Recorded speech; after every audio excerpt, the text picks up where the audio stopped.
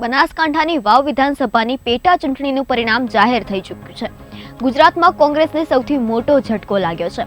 વાવ વિધાનસભાની પેટા ચૂંટણીમાં ભાજપના ઉમેદવાર સ્વરૂપજી ઠાકોરની જીત થઈ છે।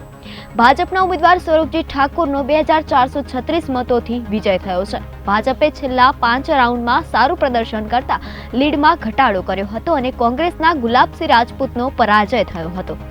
ગત લોકસભા ચૂંટણીમાં જ્ઞાનીબેન ઠાકોરે બનાસકાંઠા બેઠક પરથી જીત મેળવી હતી, જેને લઈને વાવ વિધાનસભા બેઠક પર પેટા ચૂંટણી યોજવામાં આવી હતી। વાવ બેઠક પર કોંગ્રેસે ગુલાબસિંહ રાજપૂત, ભાજપે સ્વરૂપજી ઠાકોર અને અપક્ષમાંથી માવજી પટેલે ચૂંટણી લડી હતી। આ ત્રિપાંખીયો જંગ સમગ્ર રાજ્યમાં ચર્ચાનું કેન્દ્ર રહ્યો હતો। ટિકિટ ન મળતા નારાજ માવજી પટેલ અપક્ષમાંથી ઉતર્યા। બીજી તરફ ગુલાબસિંહ રાજપૂત માટે જ્ઞાનીબેને ચૂંટણી રેલીઓ યોજી હતી, જ્યારે સ્વરૂપજીને જીતાડવા માટે ભાજપે પણ તનતોડ મહેનત કરી હતી।